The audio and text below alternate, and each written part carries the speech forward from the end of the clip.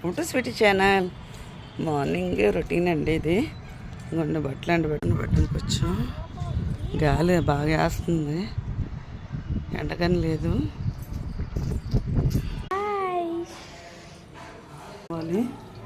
గిన్నె తోతను ఒక్కొక్క egg fried rice చేద్దామని పొయ్యి ముట్టించాను. గలీజ్గా ఉంటుంది, ఏమనుకోవద్దండి, అంటే ఇల్లు సర్దుకుంటున్నాం కాబట్టి. ఎగ్ ఫ్రైడ్ రైస్ అయిపోయింది. ఇది